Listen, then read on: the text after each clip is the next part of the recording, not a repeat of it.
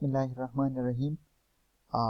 RCC के इस lecture में हम डिज़ाइन का पार्ट 2 स्टार्ट करेंगे।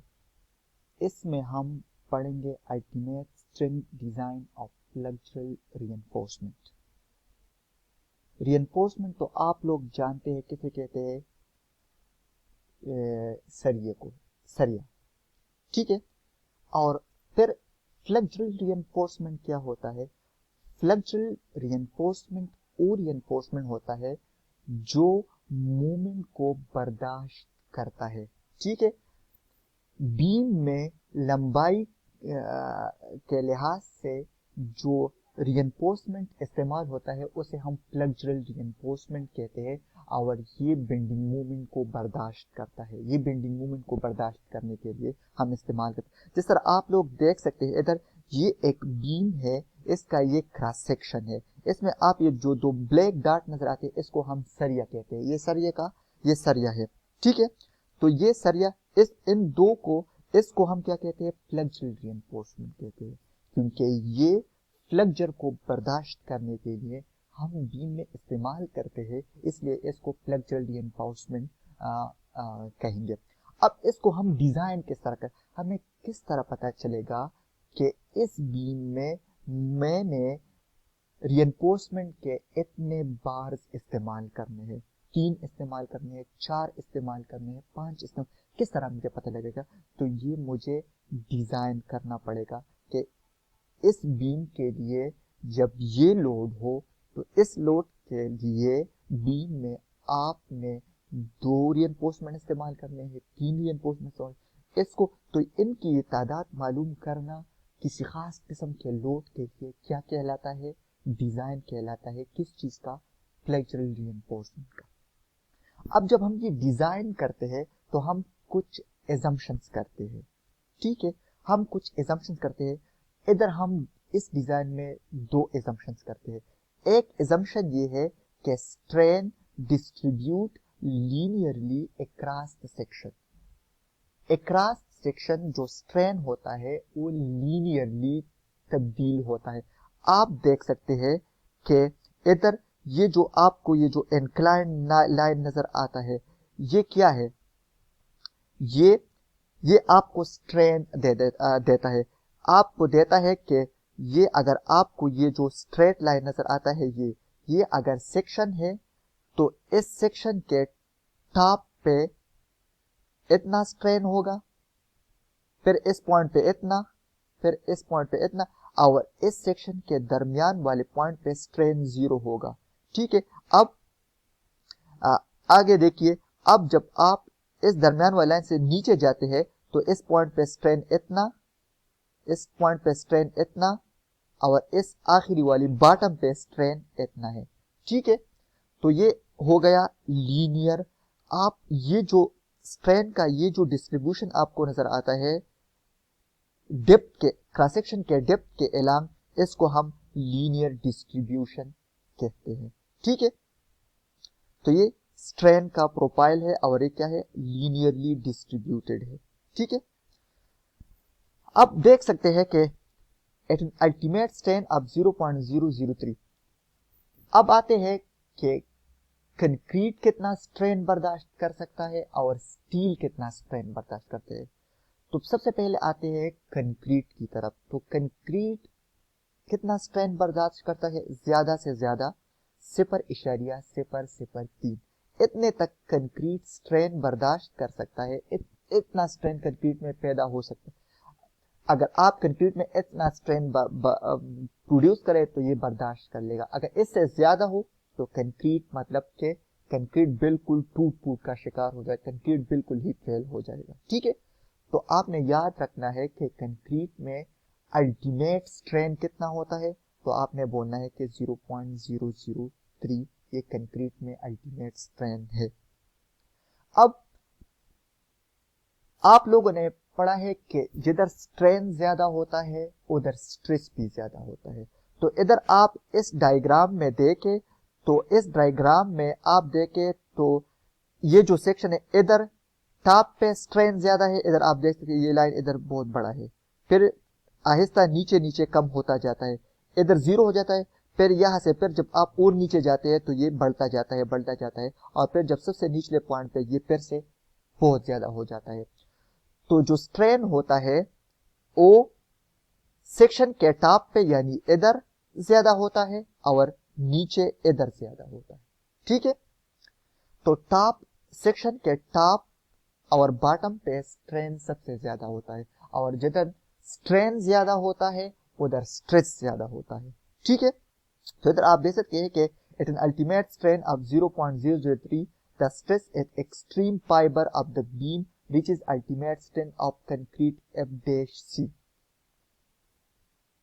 जब कंक्रीट में स्ट्रेन इतना हो जाता है तो फिर इसमें स्ट्रेस कितना होता है, Fc डैश, इसे कहते हैं characteristic compressive strength of concrete.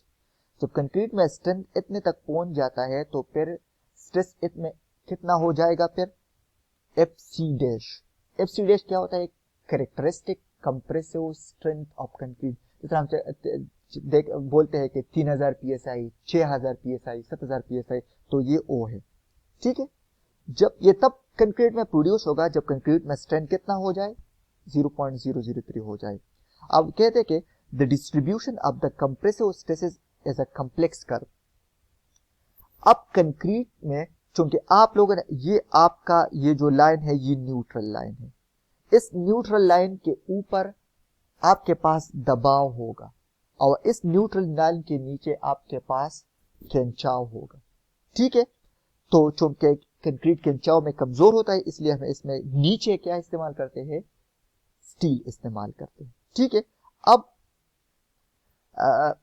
चूंकि कंक्रीट जो है खिंचाव बर्दाश्त नहीं कर सकता तो इसलिए हम कहते हैं कि कंक्रीट नीचे जो खिंचाव आता है वो पूरा ही पूरा कौन लेता है, स्टील लेता है, कंक्रीट वो नहीं लेता। कंक्रीट नीचे फेल, इस न्यूट्रल लाइन के नीचे हम कंक्रीट को तस्वुर नहीं करें, कंक्रीट बिल्कुल है ही नहीं। डिजाइन में हम न्यूट्रल एक्सिस के नीचे कंक्रीट को बिल्कुल नहीं लेते कि कंक्रीट बिल्कुल मौजूद ही नहीं है, सिर्फ हम कंक्रीट ऊपर तस्वुर करें, कंक्रीट ऊपर है। तो कंक्रीट में जो दबाव आता है वो न्यूट्रल लाइन से जो सबसे दूर पॉइंट हो, मींस टॉप पे जो दबाव वो बहुत ज्यादा होगा और जो न्यूट्रल लाइन है इस पे 0 होगा और ये जो फिर इस तरह तब्दील होगा और टॉप पे सबसे ज्यादा होगा, ठीक है। तो कहते हैं कि the distribution of the compressive stresses is a complex curve. आप देख सकते हैं कि जो सी पार कंप्रेशन है, कंप्रेशन, तो आप देख सकते हैं कि इधर जो कंप्रेशन है ये किस तरह चेंज हो रहा है, एक कॉम्प्लेक्स कर्व की शक्ल में वेरी हो रहा है, ठीक है। फॉर कैलकुलेशन पर्पस, तो कैलकुलेशन के लिए a stress block of 0.85 Fc dash spread over a depth A is issued. Therefore, the total compressive stress in a rectangular beam is, हमने अगर बीम में ये C मालूम करना हो, C कौन से वाली बीम में, रेक्टेंगुलर बीम में, तो ये C के लिए फार्मूला क्या होगा, 0.85 multiplied by Fc dash multiplied by A multiplied by B।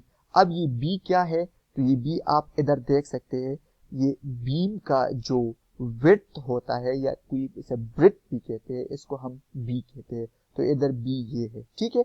और Fc डैश ये भी आपको दिया गया कि आप इसमें कौन से वाले बीम में कौन सा वाला कंक्रीट इस्तेमाल कर रहे हैं, 3000 psi इस्तेमाल कर रहे हैं, 4000 psi इस्तेमाल कर रहे हैं, 6000 psi इस्तेमाल कर रहे हैं, तो ये आपका हो गया Fc डैश। और अब ये एक क्या चीज है, तो ये एक कहां से आता है, व्हिटनी स्ट्रेस ब्लॉक से आता है।